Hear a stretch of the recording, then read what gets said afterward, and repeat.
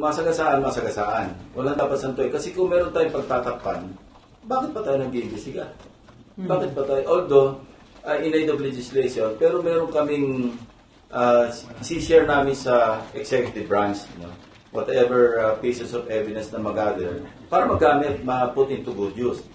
And again, yung pupursin namin yung sa WJ, yung lumabas sa pagdinig na allegation ni Bryce Hernandez na di umano, yung WJ magdadala o magdi-deliver ng obligasyon. Pag sinabing obligasyon, ito na nga yung lagay, di ba?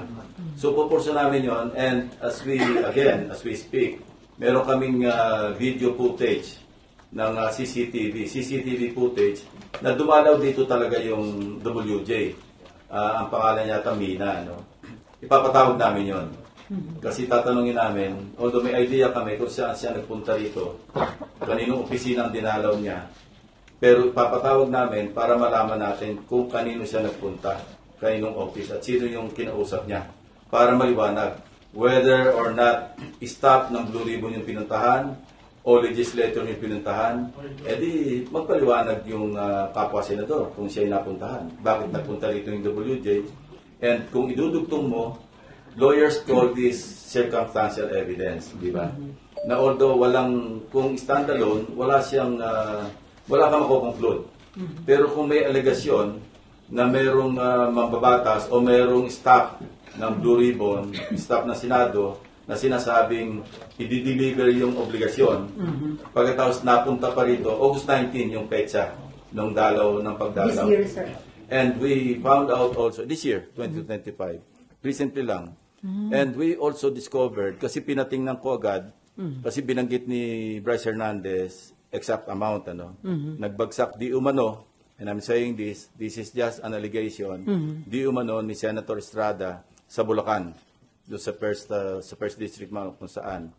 So pinacheck ko agad sa General Appropriations Act kung meron bang insertion na nagkakahalaga ng 355 million pesos na intended para sa Bulacan. And we found one.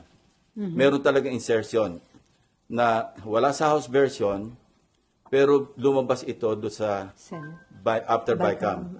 So maliwanag na either sa Senate version or sa BICAM yun na insert. Now, we would like to find out, kasi alam nyo naman yung kalakaran sa budget deliberation dito. Hindi mo pwedeng matukoy. Ito nga yung lagi kong pinaglalaban na identify natin kung sino yung proponents ng mga amendments. Kasi kung walang record yon, paano matutukoy kung sino yung legislator, congressman man o senador na nag-insert o nag-amend? Walang record eh. Ang record lang dito is a piece of paper, whether toilet paper or yellow pad or yung stationery, minsan doon lang sinusulat. Ang may hawak nito, yung chairperson ng Finance Committee or yung Appropriations Committee chairman. Now, kung merong confirm na merong 355 million pesos na talagang allocate para sa Bulacan. And we went further, meron ng 5 projects identified na na-award na, out of the 355 million. Now, my team or my teams are checking kung ano yung status ng mga at least 5 projects na yon na hindi pa namin alam yung amount. Madali makita yon kasi nasa website naman ng DPWH. At titingnan namin sa ground ano yung status kasi baka pareho noong sa SIMS at saka sa IM, na iisang litrato lang yung ginamit na hindi gumagalaw yung 2 tao. So, titingnan natin yung kasi kung gano'n ang pattern sa First District Engineering Office ng Bulacan, posible na gano'n din ang ginawa dito kasi hindi pa naman sila nabubuko ng Mayo eh. Di ba? Ngayon lang naglabasan ito. Kung magre-remedial man sila, kaya I'm free to announce it to you, hindi nila kayang gawin yung, kung halimbawa naghahabol sila, subukan nila yung 2 days na makasingil sila ng 46%. Hindi kaya yon physically. That's a physical impossibility. So maghabol man sila, kaya naming unahan. Ika nga. Kung ganun din ang pattern. Ba ang Senado? And can we ask for a copy? Not yet. Ako, hindi ko pa rin nakita. It was just reported to me. Bago ikaw, RJ, ako muna. Pero invited siya sa next hearing, sir. Papasupin ako yung yung in charge sa CCTV rito. Para siya yung mag-testify na actually on this date, at this time. Kung saan pumunta. Ito yung, hindi, makikita naman sa CCTV yun eh. Pero mas mainam na yung formally, i-testify noong mismong operator ng CCTV kung saang opisina, kailangan yun eh. Kasi kung CCTV alone, hindi mo mapagsalita yun eh. Pero may initial info kayo, sir, kung kaninong office ng Meron, senator? pero hindi validated eh. Kaya mas magandang tingnan na muna. Sir, will you be inviting Pinasecure ko na yung footage. It's a good thing that it happened last August 19. Kasi ang lifespan ng footage, isang buwan eh. Yes. Kung inabot tayo halimbawa September 20 ngayon, Wala hindi na natin burado na yon. Sir, ipapatawag niyo rin po ba yung past chairman ng APRO or ng finance? Interparliamentary courtesy. But yung finance at least? Kasi Papag-usapan natin si Senator Grace po para ma-identify kung saan or kung sino yung nag-insert ng 355 billion na yun. Kasi establish na natin na either sa Senate version or sa bicameral, sa BICAM, lumabas bigla yung, kasi wala sa NEP, wala rin sa GAB o sa House GAB. Ano? So, ganon. Okay. In your privileged speeches po kasi you also referred to cases in past budgets that were covered by past leaderships by SP Soto in his first SP and SP Subiri. Papatawag nyo rin po ba yung finance share nung Tingnan panahon muna nila? natin kung ano yung mag-uugnay bago tayo magpatawag. Kasi papatawag tayo para tayo namamana sa buwan. Which hand ang tawag doon? RG, kailangan maghanap muna tayo ng ebidensya na maliwanag para may basihan tayo para magpatawag. Hindi lamang yung ebidensya, kundi yung klarong ebidensya. Ang tawag ko nga doon, resibo. Hindi ako nagre-rely doon sa mga sabi ni barangay chairman, at sabi nitong si ganito. Hindi po pwede yun eh. Kasi maski sino pwede magturo eh. Before Nimfa and Daniel, sir, tama ba na ang maging coverage lang ng investigation tungkol sa anomalous flood control project ay from 2022 to 2025? Hindi. Dapat kasi ang halimbawa yung pagpunta sa casino nitong BGC Boys, nag-start sila 2015 eh. Ganun. So matagal na nangyayari ito, no? Pagkatapos yung nasundan namin yung at lalabas ito siguro pagka halimbawang may legal na pamamaraan na yung Anti-Money Laundering Council maglabas ng resulta ng kanilang pag-freeze ng accounts kung hindi ko sigurado kung confidential ito, kung classified material yon o hindi. Makita naman natin doon yung takbo kung saan pinakamaraming transaksyon, halimbawa Diskaya, couple, ano? Kasi as far as I know, meron silang mag-asawa na separate bank accounts. Kung anong period lumobo yon, ibig sabihin doon sila na mayagpag. No? And makikita natin yon sa susunod na kabanata. At sir, bilang kayo na ngayon Blue Ribbon Committee Chairman, meron na bang mga lumalapit sa inyo na nag-express ng intention na maging star witness o kaya whistleblower tungkol sa mga iba pang involved dito sa flood control anomalies? Even before I was elected na chairman ng Blue Ribbon, marami lumalapit after my first privilege speech. Yung iba, siyempre, sinasala namin, ano pong motibo nito? In fact, known personalities na nakarating sa office ko, nagpapahayag ng kanilang intensyon na mag-state witness. So, pinapaliwanag ko sa kanila, ang pwede ko lang i-recommenda yung legislative immunity, parliamentary immunity, kasi nakapaload naman yun sa Witness Protection Program. Na kung saan, pag naupo ka sa isang pagdinig ng komite, at ikaw ay nagrantan, na-grant ng Senate President, upon the recommendation of the chairman, na covered ka ng legislative immunity, lahat ng sasabihin mo, maski incriminate mo yung sarili mo, hindi pwedeng gamitin sa'yo. Now, yung moving forward, kung magkaroon ng prosecution, wala na yung Senado doon. Ang magdidetermine kung sila ba ay uubrang maging ordinary witness or witnesses or accused to be discharged as a state witness, iba yon, korte na yon. Recommendatory yung prosecution. Pero as far as treating them as ordinary witness or witnesses, DOJ yon. Sila magpo-prosecute. yun ang pinapaliwanag ko pagka may lumalapit sa amin. May lalapit, pero ang aking kondisyon, kailangan tell all, hindi pwedeng tell half or tell one-fourth. Kasi hindi pwedeng selective. Dapat talaga tell all. At malalaman ko naman, winawarningan ko rin, malalaman ko kung kayo nagsasabi ng lahatan at totoo at kung hindi. Kaya yun ang warning ko sa kanila. Apparently, noong sinabi ko yon, para nagbago, hindi na bumalik eh. So sabi ko, tabla tayo. Kapag ngayon, kaya ngayon hindi naman ako at liberty na sabihin ko sino-sino because ang sinabi ko sa kanila, this meeting never happened.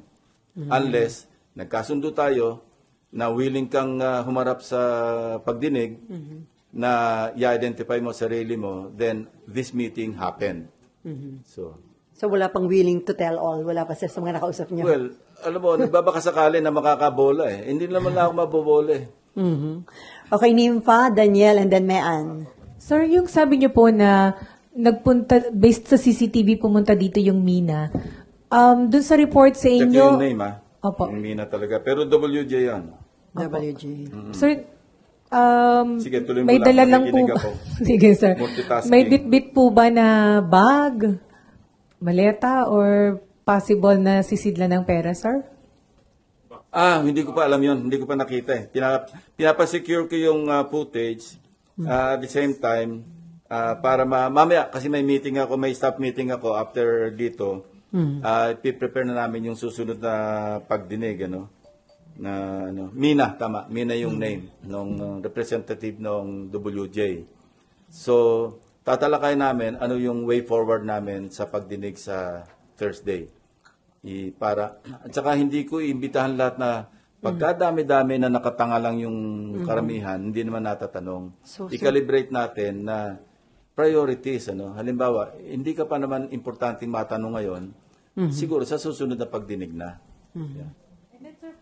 Sabi niyo po, chine-check na ninyo yung sa 355 million na insertions. Sir, paano po ba yung naging insertions ito? Divided siya, hindi siya bultong 355? Ang hindi ko sure kung total yung 355 o isang buong 355 sa isang item. No? Hindi ko nakita actually yung record. I only relied on the research work conducted by my staff.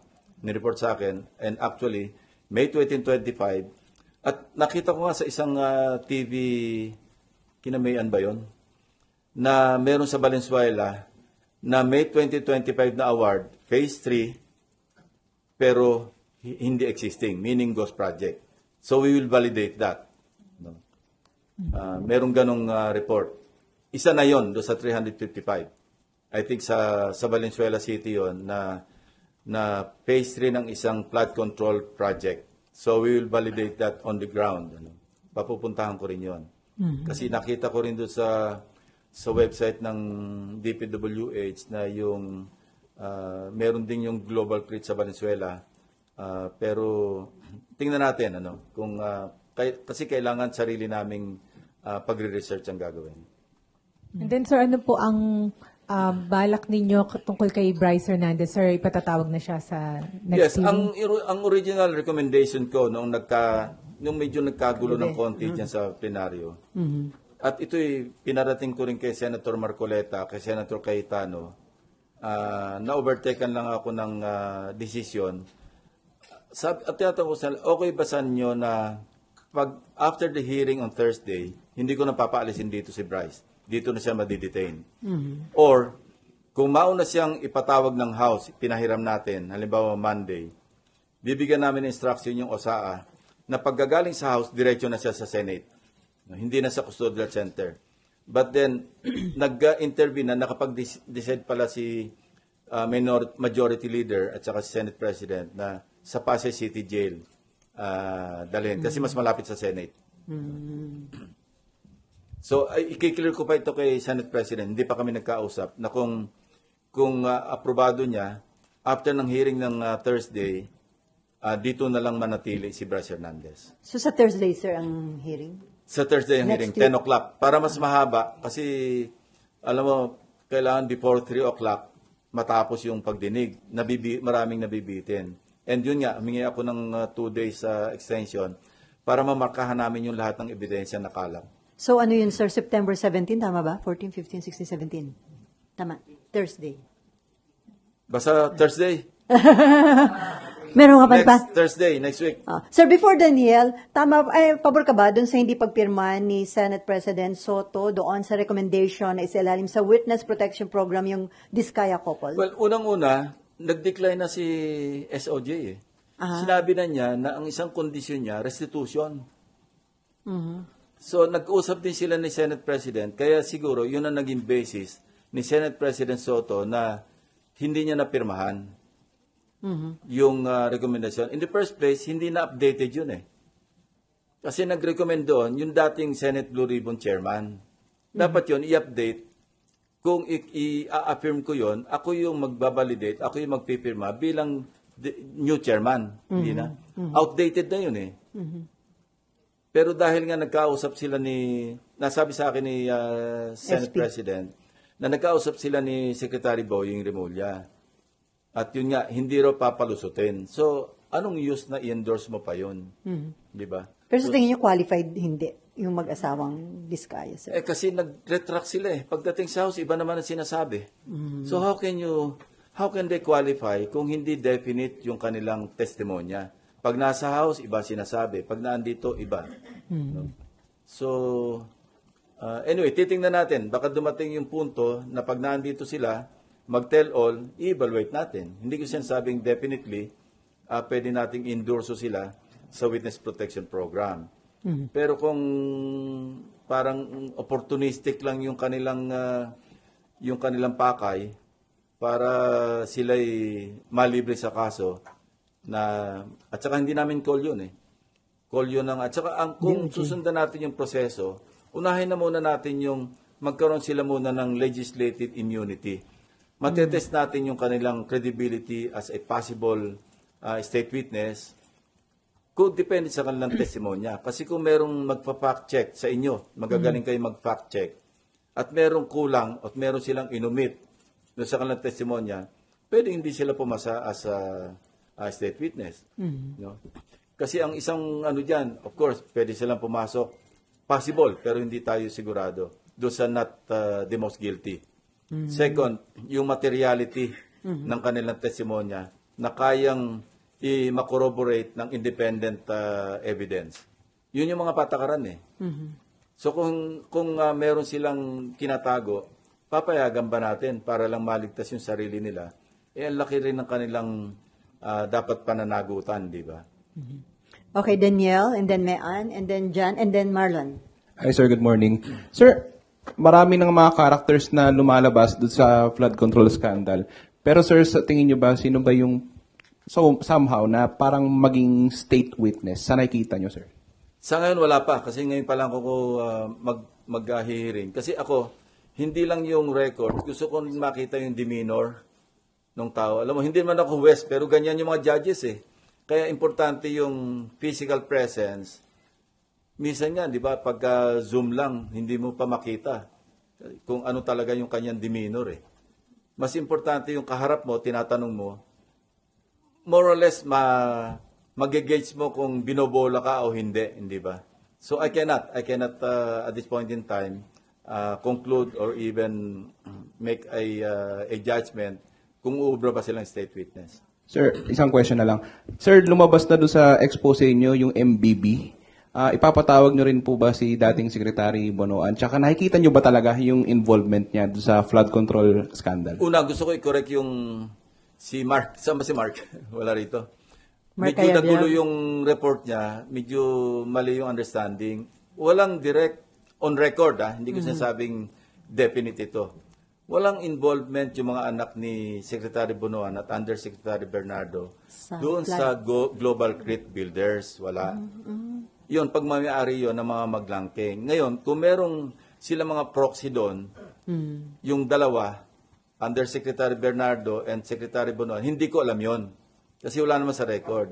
Ang maliwanag na nasa record, yung mga anak ni Maglangke, Bernardo, at saka Bonoan. Yun, sinigurado ko yun kasi ang nakalagay lang doon is Fatima Gay B. de la Cruz. So, nung chinek ko yung B, Bonoan, hindi pa ako nakontento doon. Anak ba talaga ni Secretary Bonoan si Fatima Gay? Baka kaapelyido. So, we researched further. Yung asawa nung si Secretary Bernardo, Sulit. Ang maiden name ni Fatima Gay, Sulit. Sobrang coincidence na yon. Not to conclude na anak niya. And wala naman tayo narinig na denial. So, ang ano doon, kaya sabi ko, kayo na yung mag-connect the dots. Kasi kung ganong kalapit si Maglangke, the contractor, na hindi nag-divest while serving as mayor, kay Secretary Bonoan, saka Yusek Bernardo. Remember si Yusek Bernardo, kamakailan lang ito nag-early retirement, because of, again, allegations or accusations ng irregularities. So kayo na mag-conclude kung bakit napakaraming kontrata ng Global Crit Builders. Sabi niya, siya nagsabi ako'y kilalang kontratista na bilyon-bilyon ang aking kontrata sa buong Pilipinas. Sir, so far, wala pa kayong makikitang direct involvement ni dating sekretary? Wala, yung direct. So far, wala. Yun lang. Sabi ko nga sa inyo, kayo na mag-connect the dots. Pero sir, dun sa interpellation sa inyo ni Senator Marcoleta, ang sabi niya, parang malapit nang sabihin ni Undersecretary Cabral na ang impression niya, yun yung utak ng sindikato sa DPWH na yun daw ginagawa niya, may basbas ni ng dating secretary? Parang yun ang sinabi niya. Sana pinurso niya. Sayang. Di ba nabanggit niya yun? Na... Sana pinurso niya. Siya yung chairman So, bakit sa tingin niyo hindi niya na-pursue? Yun ang Kulang hindi ang ko alam. oras? Siya yung tanungin niyo. Okay. Mayan. Hi, sir. Good morning. Sir, let me go to Bryce Hernandez muna. How credible is he, sir? I mean, from here until house, ang sinasabi lang niya, laging utos sa kanya, nayayaya lang siya ni Alcantara. From my vantage point, hindi siya credible. That's my opinion, based on what I know about him. Kung siya niyayaya lamang, paano siya nakapag chips to cash to chips na bilyon? Saan ang galing yun? Niyayaya lang siya, pantaya lang siya ni Alcantara. May sariling taya si Alcantara 1.4 billion nga yung kanyang cash to chips Imagine, for the past 3 years yun, hindi naman ito one time na nagpapalit ng 1.4 billion. Pero from 2023 hanggang 2025, ang record sa mga casinos, the different casinos, imagine 1.428 billion yung pinalit mong cash to chips. Saan ang galing yun? Si Bryce Hernandez naman, billion din yung kanyang chips to cash. Bukod pa yung cash to chips. Saan ang galing yun? So, sir, dapat pa ba siyang ipatawag at paniwala? Papatawag. Definitely. Gusto kong maliwanagan yung sinasabi niya na delivery ng obligasyon. Anong ibig niya sabihin? Gusto ko i-pursue yun. Kasi nando sa cellphone niya para maging part ng official record ng Blue Ribbon. Kasi doon, hindi naman namin record yun Record ng TRICOM ba yan o yung accounts ng house. So, we want to formalize it. We want to make it official na yung kanyang testimony sa Blue Ribbon para magamit namin sa aming pag-pursue ng legislation and para magamit ko rin do sa sayang naman yung pakipag-ugnayan ko kay Secretary Dizon kasi very close ang coordination namin. Halos araw-araw nag-uusap kami. Yung nagpunta nga siya ng Mindoro, nang nagpaalam siya, sabi niya sa akin, bukas pupunta ko Mindoro. Agad-agad, sabi ko, ipadala ko sa iyo yung kopya ng first privilege speech and the documents that we gathered. Kaya tukoy niya nang puntahan yung Sitio Dike Sir, gaano ka possible yung money laundering dahil doon sa cash to chips, chips to cash? Very possible. Very possible. Kasi makita mo doon sa cash to chips, chip to cash, hindi balansyado. So, meron kaming report, yun ang kailangang ma-validate na maglalaro sila, magpapapalit ng cash to chips, tapos magpapatalo ng kaunti, ipapalit yung chips to cash, papalabas na panalo. And this will be validated by the flow of incoming and outgoing transactions sa bangko. We're not yet there. AMLAC ang magpapatunay nun. Kaya, sabi nila, kaya namin sundan yan, hihimayin namin yan para ma-establish yung pattern. Kailan sila nagpunta ng kasino, magkano pumasok sa bangko, at magkano lumabas. Tapos magkano naman yung, masusundan daw nila yon yung flow. Sir, sorry kahit hindi po sila pumirma ng waiver, bank waiver, kaya po yung matrace, yung inflow. Hindi, pag na-establish yung predicate crime, no, at nag-testify yung counsel, well, hindi kailangan ng waiver. Kasi may predicate crime Merong crime And money laundering is a predicate crime. Casinos ngayon, no, based on the amended AMLA, covered person na Ang threshold niyan is 5 million pesos. So, pwede na talagang isama yung transaction sa casino, whether chips transaction or check or bank transaction, do sa pag-imbestiga ng AMLC. Sir, isa na lang. On the Discayas, sir, may iti-tell all pa ba sila sa dami po nung pangalan na nailabas nila? Tingin niyo, sir, may mga wini-withhold pa silang information?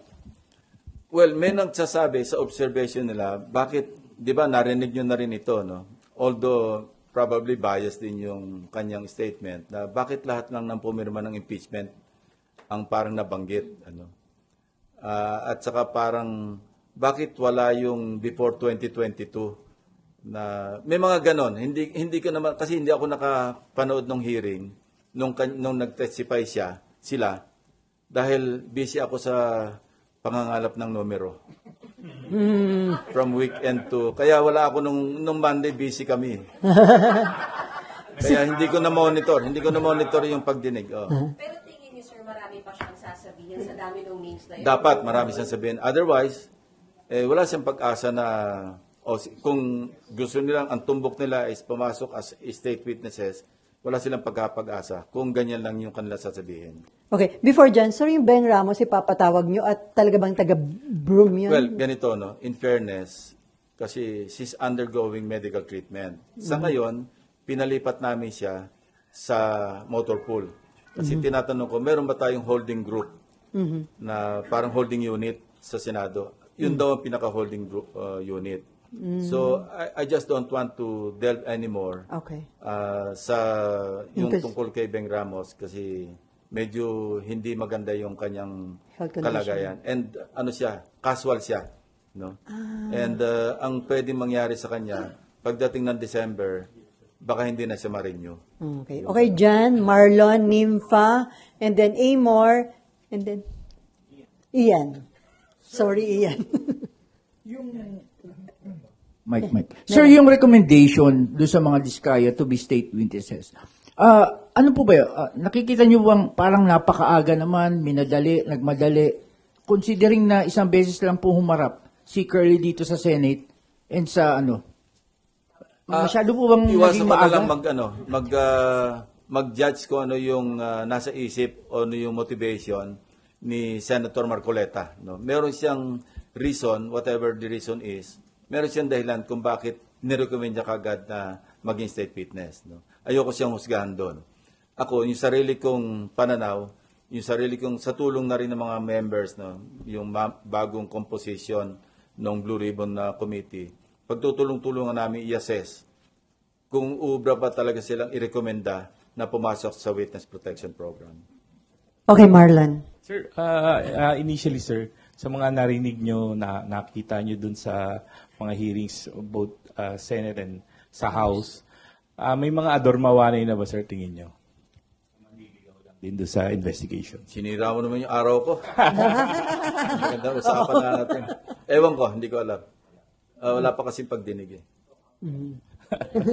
Tama, sir, and then yung pagkakasangkot po ng dalawang kasamahan ninyo dun sa issue ng flood control scandal, how will that affect the credibility of the Blue Ribbon hearings going forward? Credibility? I don't think so. Wala pa naman tayo dun kasi bagong labas lang yun. Newly discovered, di ba? Sa testimonya. At wala pa rin sa Blue Ribbon yun, sa House yun Kung may re-record din dito, yung ganong aligasyon, ipupurso namin yun. Nasabi ko na nga kanina, ang attitude ko lagi, huwag tayo magtakip kasi mawawala ng credibility yung ating ginagawa investigation. Pero how do you handle that kung may kasamahan po kayo? Ba, nandun sila, nagtatanong sila, nandun yung nag-aakusa sa kanila? Blindfold approach. If you know what I mean. Okay, before NIMPA, sir, marami nagsasabi, di ba, nagkaroon na tayo ng pork barrel scam, tapos andito na naman, may panibago na naman tayong ganitong controversy at mas malaki pa po yung amount involved. May mali po ba? Well, Bakit nothing nauulit? can mollify, nothing can appease our people, especially this time. Kasi parang cycle, vicious cycle eh. After so many years, eto na naman. At sabi nga ng Secretary Dizon, this is even worse than the Napolis issue. Galit na yung ating mga kababayan. At nai-inspire pa sila noong nangyayari sa ibang bansa. Huwag naman sana tayo umabot na mag-escalate sa ganung punto. Hindi maganda para sa bayan natin yun. So dapat gawin ng pamahalaan ng gobyerno ang lahat na magagawa para talagang walang cover-up, parang lahat kung saan tayo makarating, logical conclusion. And I believe in the, in the sincerity, in the political will ng Presidente, unless proven otherwise. Kasi sa nakikita ko, sa naririnig ko, especially from Secretary Dizon and other government officials who are in the know, yung mga malalapit sa Pangulo, maski kay Senate President Tito Soto, na gusto talaga niya raw walang katapusan. Yun ang binitiwan niyang term. Galit na rin, maski sinong tamaan. Yan din ang kanyang attitude. And I'm happy na hindi magbago yung ganong, masustain yung ganong determinasyon, yung ganong sinseridad. Otherwise, wala nang maniniwala sa pamahalaan. Yun ang nakakatakot. Thank you for watching. Don't forget to like, share and subscribe for the latest hot news of the press.